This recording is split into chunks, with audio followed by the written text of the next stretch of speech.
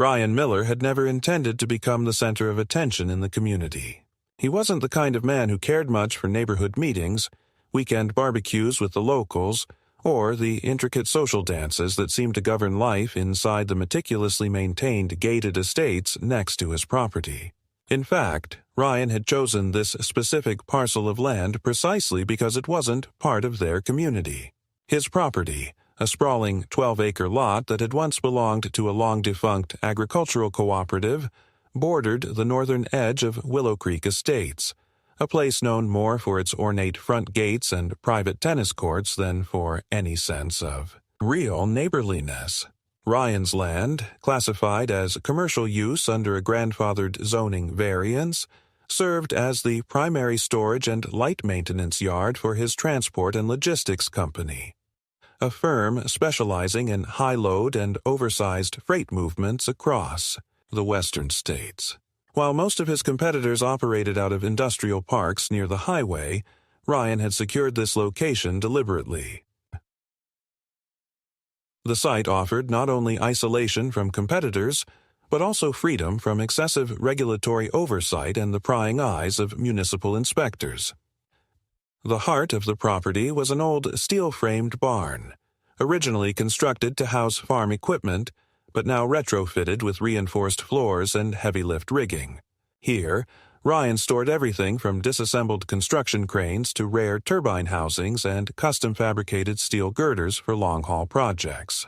In one section of the barn, tucked away behind a partition wall, sat a personal passion project: the partial restoration of a retired military CH-47 Chinook helicopter, a machine Ryan had acquired through surplus auctions and planned to eventually lease for private heavy-lift contracts in remote terrain. The project had become something of an obsession in his off hours, a blend of mechanical challenge and pure nostalgia. It was a machine built for work, not display, and Ryan loved every inch of its rugged engineering. To Ryan, the land represented freedom, a refuge from corporate boardrooms and the endless tedium of regulatory compliance that dominated so much of his professional life. But to the leadership of Willow Creek Estates, particularly Evelyn Barkley, the iron-willed president of the homeowners board, it represented something else entirely: a blemish, an untamed outpost on the edge of their carefully curated domain. Evelyn, a former corporate strategist turned civic crusader, had spent the better part of 5 years attempting to bring Ryan's property into compliance with the community's aesthetic standards, despite the inconvenient fact that his land was not, and never had been, subject to their covenants. Her frustrations were compounded by the fact that Willow Creek Estates had recently begun negotiations with a luxury developer interested in expanding the community northward, a project that would have included Ryan's parcel had it not been protected by its commercial zoning and Ryan's stubborn refusal to entertain offers. For Evelyn, the situation had become personal. She saw Ryan's presence not just as an obstacle to development, but as an affront to the values of order and propriety she worked tirelessly to instill in Willow Creek. Over the past year, the board had escalated its efforts. Notices citing alleged visual blight had been sent. Petty complaints were filed with the county zoning office, most of which were dismissed out of hand.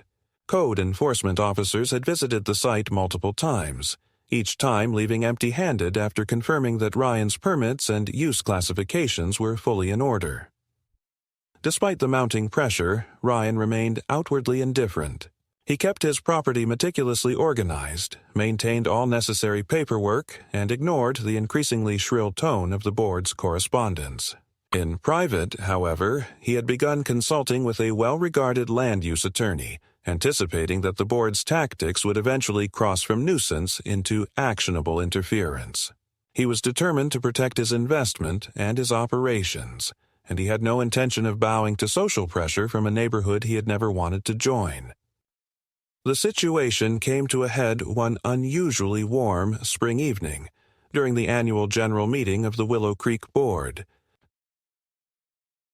Ryan, as an adjacent landowner but not a member of the association, had no standing at the meeting, but he was aware of its significance. His attorney had advised him to monitor the proceedings indirectly, knowing that the board planned to vote on a resolution seeking to petition the county for a zoning reclassification of his property, a move that, if successful, would severely restrict his business operations. Ryan's contacts within the county planning office had already indicated that the resolution was unlikely to pass muster given the property's history and existing grandfathered rights, but the mere attempt signaled a new level of hostility. That evening, Evelyn presided over the meeting with her characteristic precision, laying out a case for restoring community cohesion and eliminating incompatible adjacent uses. The language was sanitized, but everyone in attendance understood the target. Following the vote, which passed narrowly but without legal effect, Evelyn lingered, engaging in increasingly heated discussions with several board members. Witnesses would later describe her as visibly agitated, her normally composed demeanor fraying at the edges. What happened next would trigger a chain of events none of them could have predicted.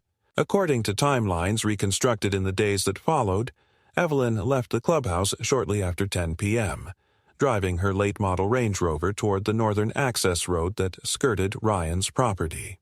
Whether due to a moment of distraction, lingering anger, or a genuine medical episode, one report would later cite a sudden spike in blood pressure exacerbated by stress, she failed to navigate a sharp bend near the unlit boundary fence. The vehicle breached the fence line and continued through a shallow ditch, striking one of the barn's reinforced support columns with sufficient force to shear the front axle and collapse part of the entry facade. The impact triggered a series of alarms within Ryan's security system, though the cameras covering the approach road had been offline that week for scheduled maintenance. A neighboring property's surveillance system, however, captured grainy but unmistakable footage of the SUV's erratic approach and collision. Within minutes, a small group of board members, alerted by Evelyn's emergency call, arrived on scene. Rather than contacting emergency services, a decision later attributed to panic and a misguided desire to contain the incident, they arranged for a private towing contractor to extract the vehicle under cover of darkness. By dawn, only the shattered fence and structural damage to the barn bore witness to the event. Ryan, returning to the site early the next morning after an overnight project review at his company's headquarters, found the scene and quickly assessed the damage. Years of dealing with contractual disputes and liability cases had conditioned him to act methodically. He contacted his attorney, documented the damage thoroughly, and commissioned an independent structural engineer to evaluate the barn's integrity. Within hours, they had identified the vehicle's trajectory, impact point, and debris consistent with a high-speed collision. It was at this point that the first formal notice arrived, not from Evelyn, but from the board itself. A letter, stamped with the board's seal and dated 2 days prior to the incident, cited newly adopted community safety standards and declared Ryan's barn an imminent hazard requiring abatement. The coincidence of timing was too blatant to ignore. Ryan's attorney immediately recognized the move as a preemptive legal tactic, an attempt to shift liability and frame the damage as a pre-existing condition. What Evelyn and the board had not anticipated was the depth of Ryan's legal and operational networks. In the hours that followed, he initiated a series of parallel actions: a title and zoning review to reinforce his property rights, an inquiry with the county transportation office regarding the vehicle's movement logs, data often recorded for insurance purposes on newer models, and a formal notification to his insurers and to the State Department overseeing commercial property claims. By the close of business, his legal team had begun laying the groundwork for a case that would not only shield his operations, but potentially expose the board's maneuvering to public and regulatory scrutiny. Unbeknownst to them, the board's attempt at containment had already begun to unravel. The towing contractor, pressured into a hurried and clandestine recovery, had failed to properly sanitize their service logs. The county's automated license plate readers, positioned along the access roads, had captured timestamps contradicting the board's narrative. And within the wider community, whispers of the nighttime incident were already circulating, amplified by the visible damage to Ryan's otherwise pristine property. For Ryan, the situation had moved beyond annoyance. It was now a matter of principle, and of demonstrating in no uncertain terms that he was not a man to be cornered. Ryan was not a man prone to emotional reactions, especially not when it came to matters involving his business or property. Years of managing complex logistics contracts, often involving millions of dollars in cargo and tight federal regulations, had taught him to respond with precision and detachment, traits that served him well now as he surveyed the wreckage left by Evelyn's Range Rover. 2. The steel support beam that had once framed the barn's main entryway now leaned precariously, its foundation cracked and sheared at an angle that compromised the structural integrity of the entire building. Scattered shards of high-intensity safety glass from the vehicle's headlights littered the ground, mingling with broken cladding and twisted fragments of the barn's aluminum facade. Ryan's contractor, called in for the initial assessment, confirmed what he had already suspected. The barn would require extensive repairs, if not partial reconstruction, to meet commercial safety standards. It was not a cheap fix, nor a simple one. As Ryan stood there, methodically photographing the damage from every angle with his phone, the first of the morning's unwelcome guests arrived. A courier van bearing the insignia of the Willow Creek Estates Board of Directors pulled up just inside the property gate, and a young man in a neatly pressed uniform emerged, holding a heavy, envelope-sized parcel with both hands. Without meeting Ryan's eyes, the courier crossed the yard, left the envelope on a portable barricade near the driveway, and retreated without a word. Ryan waited until the van had pulled away before approaching. The envelope was marked "Official Notice" in bold, all-caps type. Slitting it open carefully, Ryan found exactly what he expected: a formal declaration from the board citing alleged safety violations on his property and ordering him to cease all current usage of the barn facility pending necessary corrective action and abatement. The letter was dated 3 days prior, an obvious falsehood, given that the barn had been fully compliant up until the moment Evelyn plowed her vehicle into it. Moreover, it included a veiled threat that failure to comply could result in referral to county code enforcement, and that any continued operations might expose him to personal liability for any injuries sustained by third parties.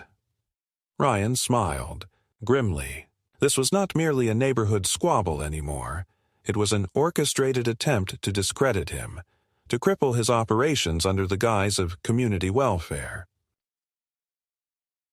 If Evelyn thought he would simply fold under the weight of some hastily concocted paperwork, she clearly didn't understand who she was dealing with.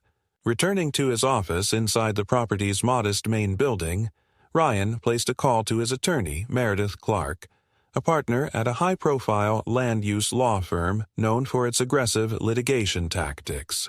Meredith was brisk and clinical as always. After listening carefully to his summary, she confirmed what he already suspected. The notice had no legal standing. More importantly, she explained, the board's timing and the backdating of the letter could be construed as evidence of bad faith, a potential liability bomb for Evelyn and anyone else involved if the matter were to escalate to civil court. Meredith recommended a multi-pronged approach: immediate formal response challenging the notice's validity, simultaneous filing of a claim for property damage with Evelyn's insurer, and quiet collection of additional evidence to document the board's efforts to conceal the true nature of the incident. Ryan wasted no time executing the plan. His insurance adjusters were already en route to complete a comprehensive damage assessment, while Meredith's team prepared the necessary filings. But there was one more thread Ryan intended to pull. The incident had taken place at night, on a section of road adjacent to the Willow Creek perimeter that was monitored intermittently by the county's traffic cameras, part of a broader municipal project to deter speeding and traffic violations in the more affluent suburban zones. Ryan placed a formal data request with the County Transportation Office, seeking access to any footage or traffic records from the night in question. These systems, designed to operate continuously, often recorded not only images but also vehicle plate reads, time-stamped and archived in a central database. Although the request would take several business days to process, Ryan had no doubt the results would be worth the wait. Meanwhile, within the confines of the Willow Creek Estates clubhouse, Evelyn was working frantically to manage the fallout.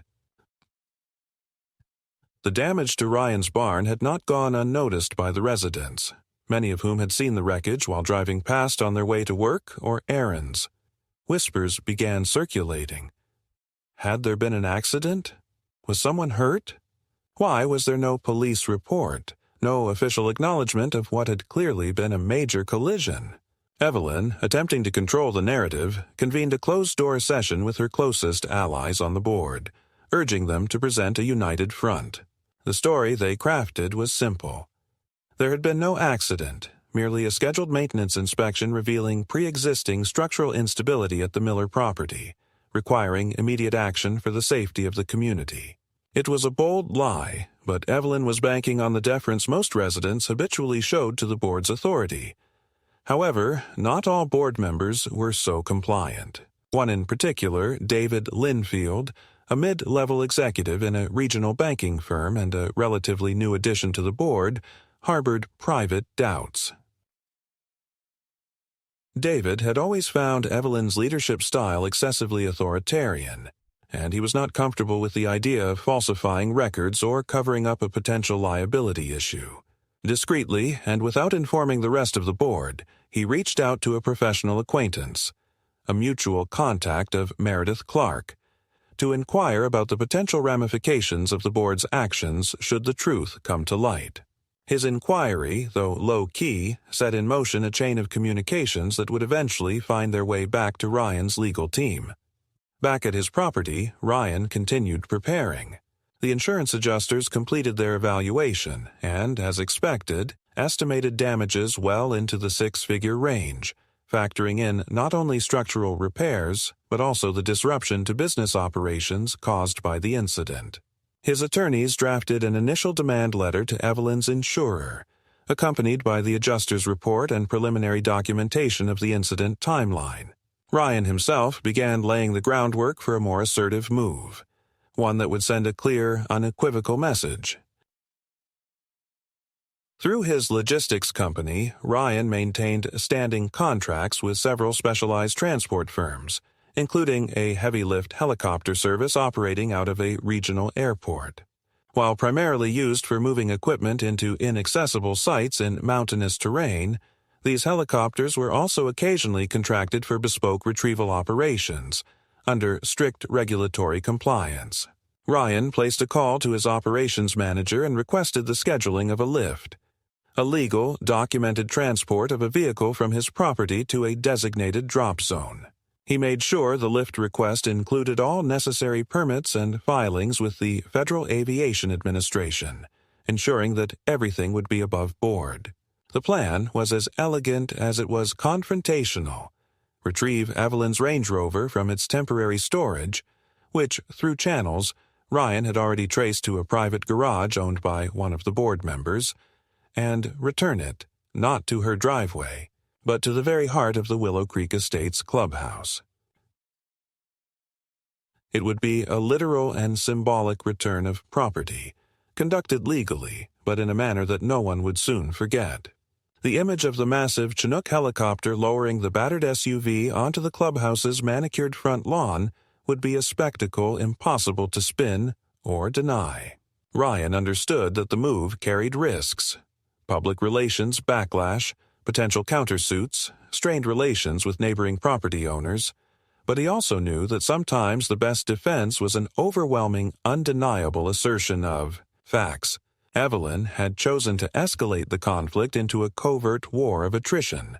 Ryan intended to end it with a single, definitive strike. As the preparations unfolded, Ryan kept his operations discreet. Only a handful of trusted employees were involved, each bound by non-disclosure agreements standard in the industry. No leaks, no warnings. When the appointed day arrived, the helicopter crew conducted a final safety check, confirming flight paths, weight loads, and emergency protocols. The flight plan filed with the FAA listed the operation as a certified retrieval and delivery of a disabled vehicle, a common enough classification to avoid undue scrutiny. The stage was set. All that remained was execution. The morning of the operation dawned clear and unseasonably warm, the sky a flawless pale blue that promised excellent visibility for the flight crew. Ryan was already awake when the first pre-flight confirmation came in from the heliport. The CH-47 was fueled, loaded, and ready for departure on the scheduled timeline. The retrieval team had worked through the previous evening, quietly relocating Evelyn's Range Rover from the private garage where it had been concealed back to Ryan's property under the careful oversight of both his legal team and an independent transport inspector whose presence ensured that every aspect of the operation remained meticulously documented. The vehicle, while cosmetically repaired to obscure the extent of its earlier damage, still bore unmistakable signs of structural impact. Bent undercarriage elements, compromised suspension components, and stress fractures that no amount of surface detailing could fully mask. Its presence on Ryan's lot now served not merely as a piece of evidence, but as a calculated component of a broader strategy designed to shift the balance of narrative and legal leverage in his favor. By the time the helicopter lifted off from its base and began its approach to the designated retrieval point, a small crowd of observers had already gathered near the perimeter of the Willow Creek Estate's property. Word of the pending operation, though tightly controlled, had inevitably leaked through the complex web of social channels that connected the community's more curious residents.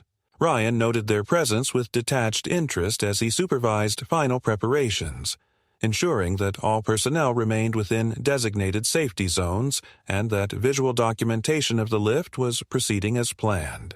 The legal team, operating from a mobile command center set up within Ryan's office suite, maintained continuous communication with both the flight crew and external agencies, ready to respond instantly to any procedural queries or challenges.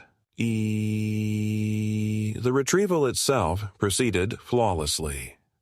Guided by precision markers and ground signals, the Chinook's tandem rotors thundered overhead as the airframe settled into a steady hover above the staging area.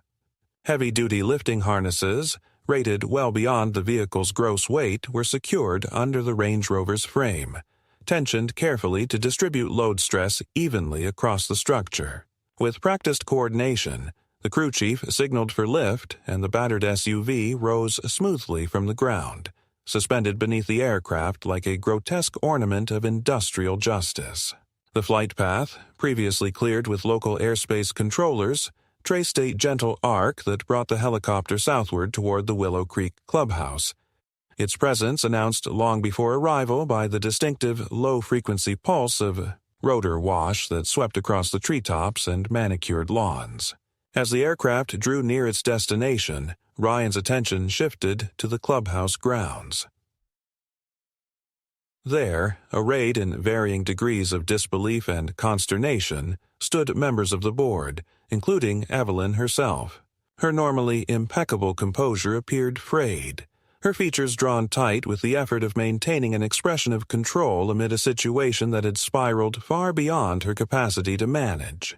Several residents had also assembled, drawn by the unmistakable auditory spectacle now unfolding above them. Cell phones emerged instinctively, though Ryan knew the true narrative would be shaped less by casual recordings than by the formal legal and procedural documentation his team had so carefully prepared. At precisely the designated moment, the helicopter stabilized above the clubhouse's front lawn. With textbook precision, the crew lowered the vehicle onto a reinforced staging platform temporarily installed to prevent turf damage, its placement calculated to ensure maximum visibility from the main thoroughfare. The aircraft held position until ground crews confirmed secure placement, then lifted away, banking sharply as it began its return flight. In its wake, an eerie silence settled over the assembly, broken only by the creak of metal as the SUV's weight settled onto its supports. Within moments, Ryan's legal representative stepped forward, delivering to Evelyn and the assembled board members a formal declaration. A legally compliant notice of return for personal property previously removed without authorization, accompanied by a comprehensive evidentiary packet detailing the vehicle's involvement in the collision and subsequent concealment. The packet included time-stamped video footage, certified statements from the independent transport inspector, and a timeline of the vehicle's movement corroborated by municipal traffic data. Evidence that not only established the facts of the incident beyond reasonable dispute, but also cast a harsh light on the board's attempts at obfuscation. Evelyn's response was immediate and predictably defensive. In a strained voice, she denounced the operation as a reckless provocation, accusing Ryan of endangering public safety and violating community norms. Her words rang hollow against the stark weight of documented fact, a reality not lost on the growing crowd of residents now observing the proceedings with varying degrees of skepticism and dawning comprehension. Some murmured openly, questioning the board's handling of the affair, while others retreated into uncomfortable silence, unwilling or unable to reconcile the day's events with their prior assumptions. The broader impact, however, extended well beyond the confines of that morning's confrontation. Over the following days, the incident dominated local discourse, both within the formal channels of Willow Creek governance and across informal networks of community communication.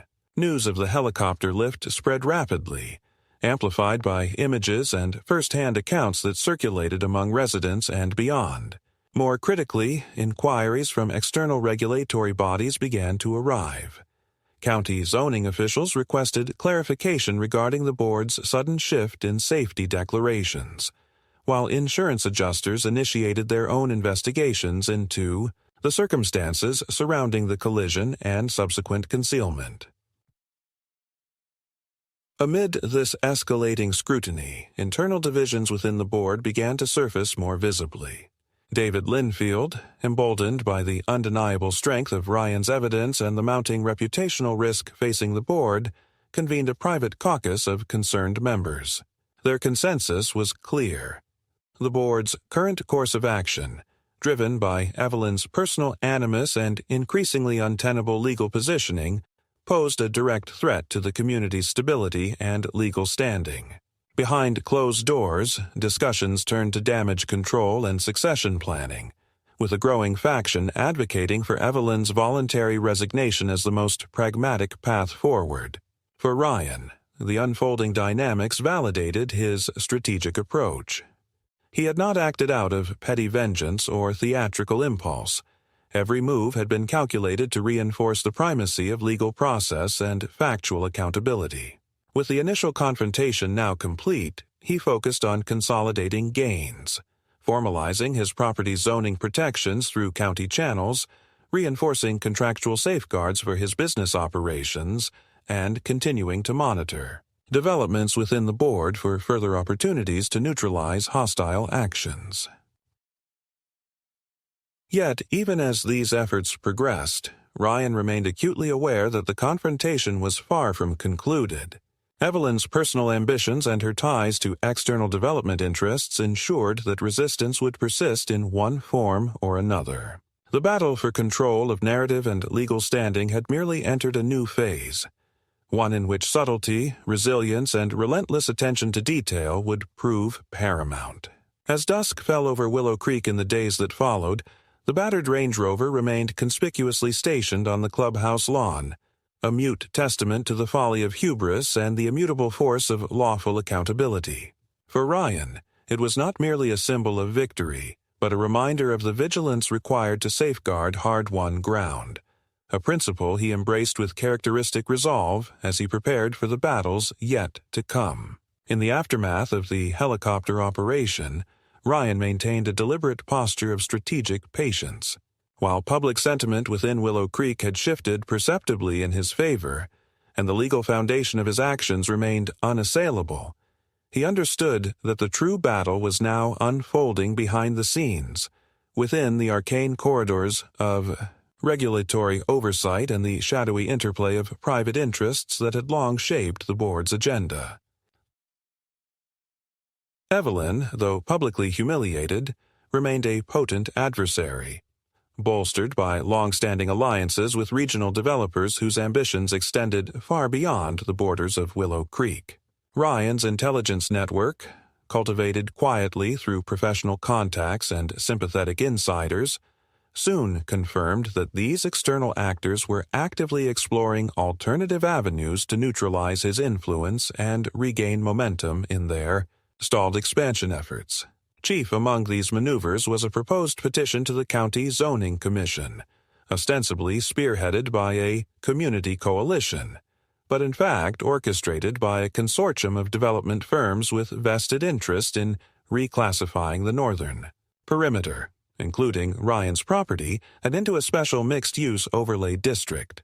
Such a designation would introduce stringent new restrictions on heavy industrial activity, effectively crippling Ryan's logistical operations under the guise of promoting environmental sustainability and community integration. The petition's backers had already begun a covert campaign of lobbying county officials and drafting favorable language for upcoming public hearings, banking on the assumption that Ryan, occupied with ongoing legal proceedings, would be slow to detect and counter their efforts. They underestimated him. In the weeks following the public spectacle at the Clubhouse, Ryan had significantly expanded his legal and political engagement, retaining not only Meredith Clark's formidable litigation team, but also a respected land use lobbyist with deep ties to county governance. Through these channels, he obtained early drafts of the proposed zoning revisions and initiated a comprehensive review of their legal vulnerabilities.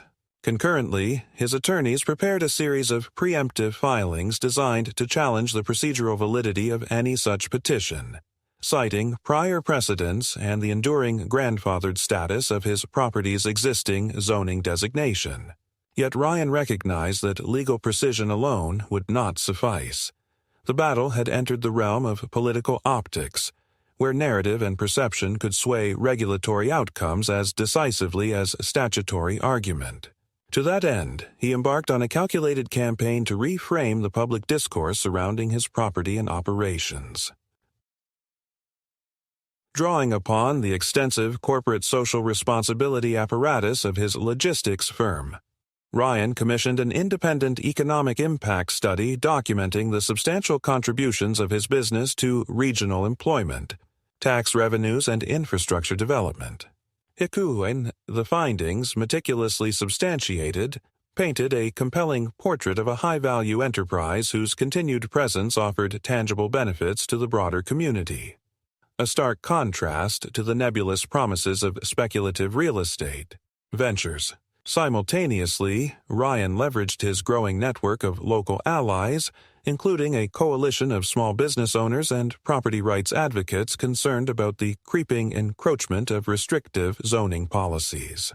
Through targeted outreach and private briefings, he galvanized support for a coordinated response to the pending petition, ensuring that when the matter eventually reached public hearing, it would encounter not passive acquiescence but an organized, articulate opposition grounded in both principle and pragmatic self-interest. Meanwhile, within the board itself, fissures widened. David Linfield's faction, now openly critical of Evelyn's leadership and increasingly wary of entanglement in her external dealings, began to assert greater influence over the board's internal deliberations. Quietly, they suspended further action on the prior safety notice issued against Ryan's property and initiated a formal review of the board's governance practices, a move calculated to insulate themselves from potential legal fallout while signaling a shift in the community's political winds. Evelyn, for her part, remained defiant but isolated. Her public appearances grew less frequent, her communications with allies more guarded. Rumors swirled of private meetings with development representatives and urgent consultations with legal counsel. Yet, even as she sought to regroup, new complications emerged. An anonymous tip, later traced to a disillusioned board staffer, prompted a preliminary inquiry by the State Insurance Commission into possible fraud related to the Range Rover's concealed damage claim. Though still in its early stages, the investigation introduced yet another vector of legal jeopardy into an already volatile equation. For Ryan, these developments represented both validation and caution. The momentum had undeniably shifted in his favor, yet he remained acutely aware of the enduring reach and resourcefulness of his adversaries. The attempted zoning reclassification was not merely a legal gambit, but a strategic feint within a broader campaign of attrition. To prevail, he would need to sustain both legal vigilance and political agility, countering each new initiative with disciplined precision, while maintaining the public narrative of a principled business defending its rightful place in the community. As the first formal notices of the upcoming zoning hearing circulated through county channels, Ryan convened a strategy session with his expanded advisory team. Around the polished conference table of his headquarters, attorneys, lobbyists, and senior operations staff reviewed intelligence briefings, legislative calendars, and media engagement plans. The consensus was clear. The hearings represented a pivotal inflection point in the conflict. Success would not only preserve Ryan's operational viability, but also deliver a decisive blow to the coordinated efforts arrayed against him. With the stakes thus defined, Ryan committed fully to the campaign ahead. His legal filings were refined and reinforced, his public messaging calibrated to resonate with both policymakers and the broader electorate. Targeted outreach engaged key influencers within county governance, while grassroots organizing ensured that the forthcoming hearings would feature robust, credible testimony in defense of property rights and responsible economic stewardship. As the preparations advanced, Ryan remained mindful of the broader implications. This was no longer a parochial dispute over land use. It had evolved into a test of principle, a contest between entrenched private interests and the rule of law. In that contest, Ryan was determined not merely to endure, but to prevail, a resolve that would soon be tested in the crucible of public scrutiny. The weeks leading up to the public zoning hearings unfolded as a tense, methodical chess game played across overlapping fronts of legal maneuvering, political posturing, and back-channel negotiations. Ryan, ever the strategist, understood that the battle for narrative dominance would prove as critical as the formal legal contest, and he allocated resources accordingly. His legal team continued to refine their challenge to the proposed reclassification, amassing an expanding portfolio of precedents, expert opinions, and procedural anomalies that underscored the petition's dubious foundation. Simultaneously, his public affairs consultants crafted a disciplined messaging campaign that positioned Ryan not as a lone businessman resisting community interests, but as a principled defender of lawful enterprise and property rights under siege by speculative development forces seeking to subvert established legal protections for private gain. Yet, even as Ryan advanced on these fronts, he remained alert to the subtler undercurrents of opposition. Intelligence gathered through his professional networks and sympathetic insiders within county government revealed that the consortium of developers backing the zoning petition was far from monolithic. Frustration with Evelyn's erratic leadership and the growing legal entanglement surrounding the Range Rover incident had seeded dissent among the group's members. Some, wary of exposure and reputational damage, had begun to distance themselves quietly, reducing financial contributions to the lobbying effort and seeking exit strategies that would preserve their broader market positioning. Ryan's advisors identified these fractures as opportunities and commenced discreet outreach aimed at deepening the rifts, leveraging both legal leverage and the promise of future cooperation under a more transparent and lawful framework. Meanwhile, within the board of Willow Creek Estates, the erosion of Evelyn's authority accelerated. David Linfield's reformist faction, buoyed by mounting community discontent and emboldened by Ryan's steady hand, consolidated its influence over board operations. A series of procedural motions effectively sidelined Evelyn from direct control of zoning-related correspondence and negotiations, vesting interim oversight in a newly formed subcommittee chaired by David himself. This shift, while couched in the language of administrative prudence, signaled an unmistakable repudiation of Evelyn's leadership and an incremental realignment of the board's posture toward Ryan's position. Yet, Evelyn remained a formidable adversary. Though publicly diminished, she retained significant private channels of influence, including long-standing relationships with key figures in the county zoning apparatus. Intelligence reports indicated that she was actively courting members of the Zoning Commission, leveraging both personal connections and inducements designed to sway opinion in favor of the petition. Moreover, Ryan's surveillance teams detected a surge of coordinated messaging within certain community circles, disseminating talking points that framed the reclassification effort as a necessary step to ensure public safety and environmental integrity, a transparent attempt to repackage private profit motives in the rhetoric of civic virtue. Recognizing the threat, Ryan intensified his counter-campaign. His team conducted a comprehensive audit of the Commission's procedural history, identifying vulnerabilities and potential conflicts of interest among its members. Targeted legal filings challenged the admissibility of certain late-submitted supporting documents for the petition, exposing irregularities that prompted procedural reviews and delayed the hearing timeline. Concurrently, Ryan expanded his public engagement, commissioning additional economic studies and environmental assessments that directly contradicted the petition's claims, and marshaling testimony from respected third-party experts whose credibility would prove difficult for opponents to assail. At the same time, Ryan remained vigilant against more covert forms of retaliation. His operations security team uncovered evidence of attempted cyber intrusions targeting his corporate systems, traced to proxy servers linked to known affiliates of one of the developer consortium's more aggressive factions. In response, Ryan's cybersecurity consultants implemented enhanced countermeasures and initiated legal action, filing complaints with state and federal authorities that would subject the perpetrators to potential criminal liability. This firm calculated response served both to neutralize the immediate threat and to send an unmistakable signal regarding the consequences of further escalation. As the hearing date finally approached, the political landscape had shifted markedly. Public sentiment, once fragmented, now coalesced more firmly around Ryan's narrative, bolstered by the credibility of his legal arguments and the transparency of his advocacy. Media coverage, initially drawn to the spectacle of the helicopter lift, had evolved into more substantive reporting on the broader zoning controversy, spotlighting the opaque tactics of the development consortium and the mounting legal jeopardy facing Evelyn and her remaining allies.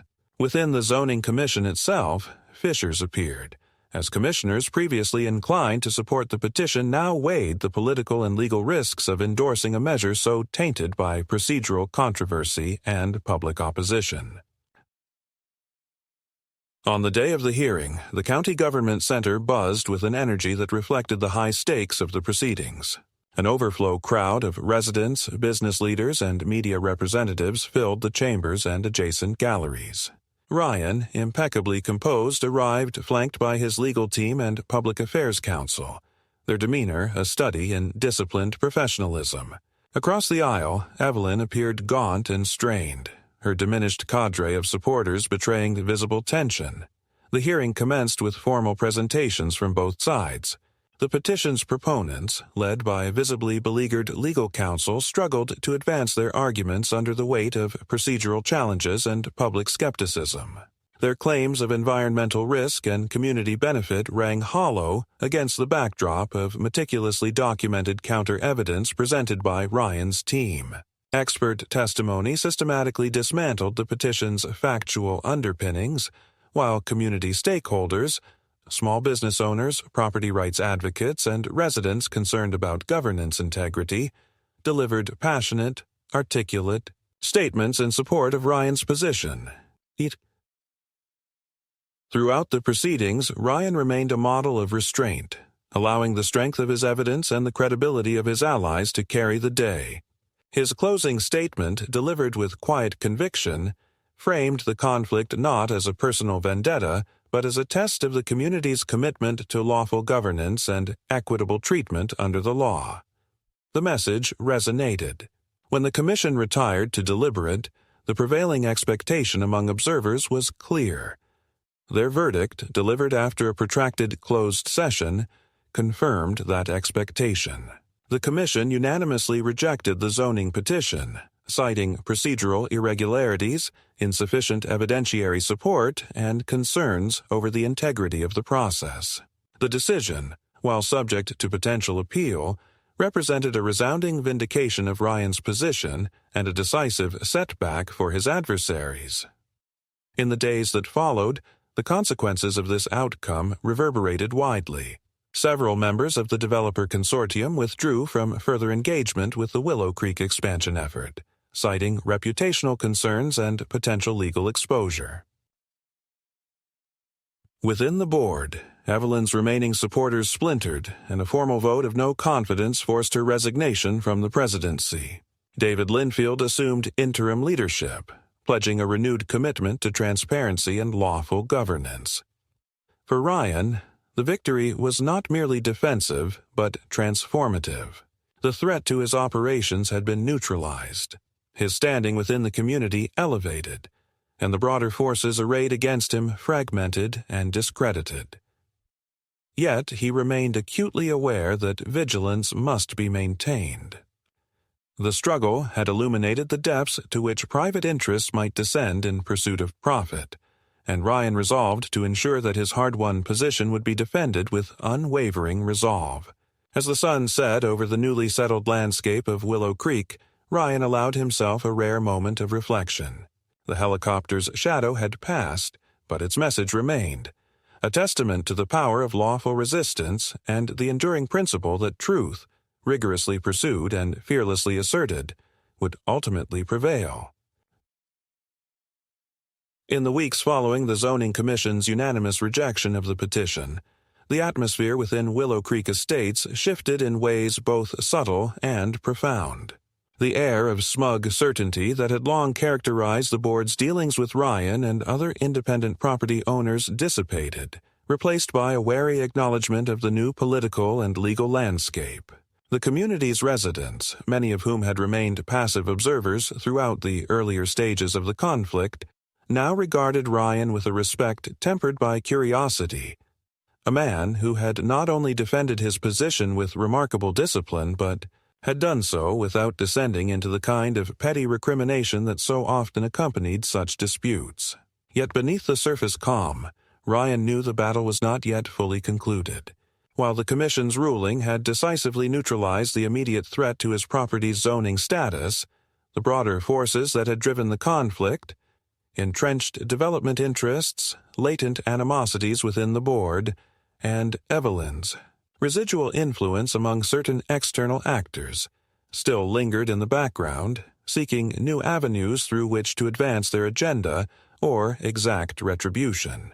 It was in this context of uneasy vigilance that Ryan received an unexpected invitation.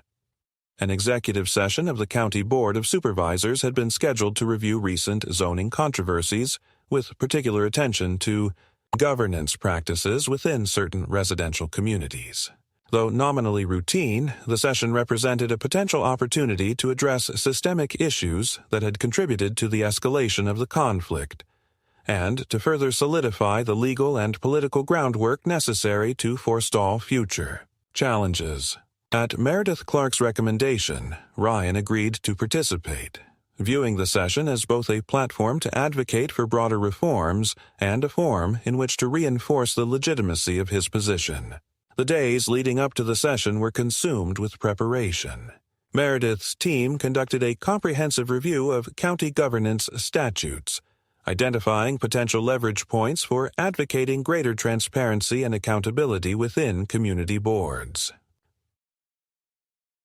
Ryan's public affairs consultants crafted a nuanced messaging strategy designed to resonate with the diverse constituencies represented on the Board of Supervisors, emphasizing the broader implications of the Willow Creek controversy for property rights and lawful enterprise across the county. Meanwhile, intelligence gathering continued unabated. Ryan's network of contacts within the development sector reported growing disarray among the consortium's remaining members. Several, fearing further legal exposure, had initiated private settlements with other affected parties or withdrawn from ongoing projects altogether. Evelyn herself remained largely absent from public view, her reputation irreparably tarnished and her political capital depleted.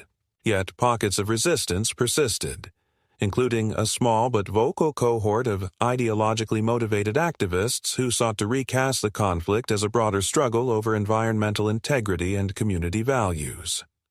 A narrative that, while lacking factual foundation, nonetheless possessed the potential to influence certain segments of public opinion if left unchallenged. Accordingly, Ryan's team expanded its outreach efforts, engaging respected voices within the environmental and civic advocacy communities to affirm the legitimacy and sustainability of his operations. Third-party endorsements, carefully curated and strategically disseminated, served to counteract residual misinformation and reinforce the prevailing consensus in Ryan's favor. On the morning of the executive session, Ryan arrived at the county government center with his customary precision, accompanied by Meredith and a select contingent of advisors. The proceedings, though less overtly confrontational than the prior zoning hearings, unfolded against a backdrop of considerable public interest, with local media and community observers filling the chamber galleries. When invited to present, Ryan spoke with characteristic clarity and restraint, recounting the chronology of events not as a personal grievance but as a case study in the importance of lawful governance, procedural integrity, and respect for established property rights. His testimony, supported by meticulously documented evidence and expert analysis, resonated with the board's members, several of whom expressed concern over the systemic vulnerabilities exposed by the Willow Creek controversy. In the deliberations that followed, the board adopted a series of recommendations aimed at enhancing oversight of community governance practices, increasing transparency in zoning processes, and strengthening protections for lawful property use. While not codified into binding statute, the recommendations represented a significant step toward institutional reform, and a clear acknowledgement of the validity of the concerns Ryan and his allies had raised. Yet the session's most consequential outcome emerged not from the formal agenda, but from an unanticipated development. During the course of the proceedings, new evidence surfaced implicating certain former board members and external actors in coordinated efforts to manipulate official records and circumvent procedural safeguards. The revelations, triggered by disclosures from a whistleblower previously affiliated with the developer consortium, prompted immediate calls for further investigation. Recognizing the gravity of the disclosures, the Board of Supervisors directed County Legal Counsel to initiate a formal inquiry, with potential civil and criminal implications for those involved. For Ryan, the emergence of this evidence marked both a vindication of his strategic patience and a validation of his broader objective. Not merely to defend his property, but to expose and rectify the underlying malfeasance that had driven the conflict. As the inquiry progressed in the weeks that followed, the ripple effects were profound. Several former board members faced subpoenas and legal sanctions, while external actors associated with the developer consortium encountered escalating scrutiny from regulatory and enforcement agencies. The residual opposition within Willow Creek fragmented further, with remaining dissenters retreating into political irrelevance. Against this backdrop, Ryan continued to consolidate his position.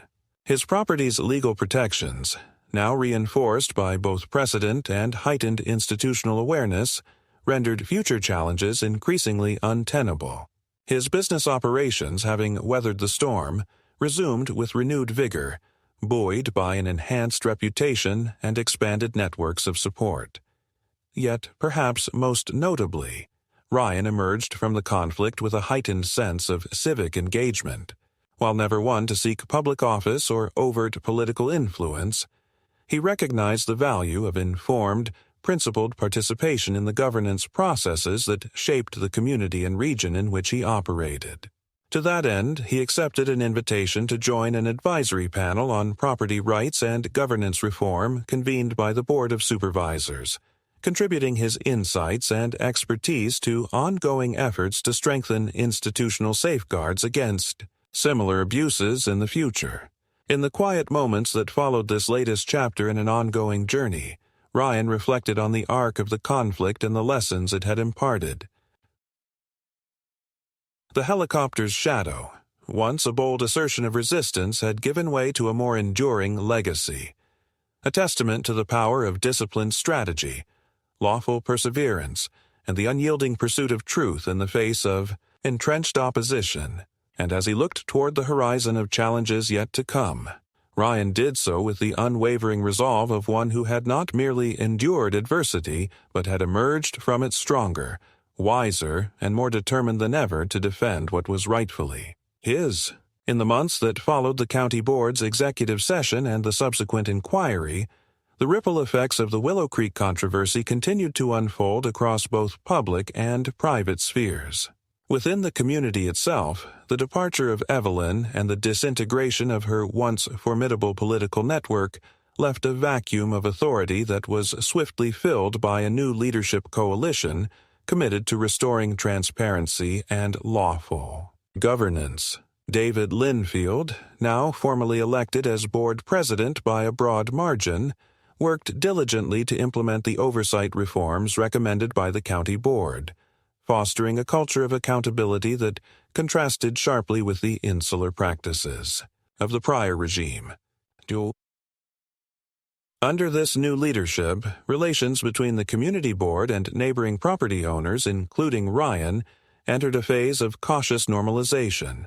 While Ryan remained understandably vigilant, he recognized genuine efforts on the part of the new board to rebuild trust and reestablish a framework of mutual respect grounded in legal principle rather than personal animus.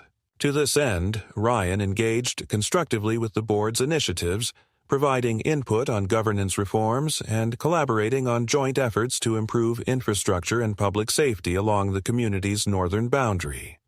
Efforts that, while limited in scope, reflected a shared commitment to pragmatic cooperation. Concurrently, the broader legal and regulatory aftermath of the inquiry continued to evolve. Several of the external actors implicated in the developer consortium's misconduct faced civil penalties and contractual sanctions, while internal reviews by professional associations and regulatory bodies curtailed their future participation in county development projects.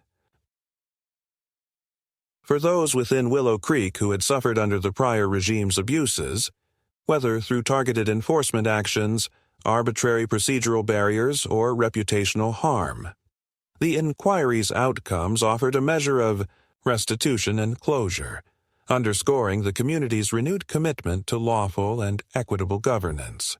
For Ryan, the resolution of the conflict marked both an end point and a point of departure. With the immediate threats to his property and operations neutralized, he refocused attention on the continued growth and diversification of his logistics enterprise.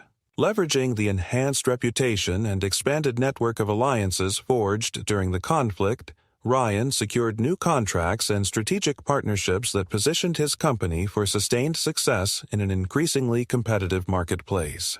Yet, even amid these professional endeavors, Ryan remained mindful of the civic responsibilities that had become an unexpected but integral part of his journey. Recognizing the importance of institutional vigilance and community engagement, he continued his involvement with the County Advisory Panel on Property Rights and Governance Reform, contributing practical insights drawn from hard-earned experience to the development of policies and best practices designed to safeguard against future abuses. Moreover, Ryan took deliberate steps to foster broader civic awareness among his peers in the business and property ownership communities. Through a series of private forums and professional associations, he shared the lessons of the Willow Creek controversy, emphasizing the critical importance of strategic preparedness, legal rigor, and principled advocacy in defending lawful enterprise against encroachment by unaccountable interests.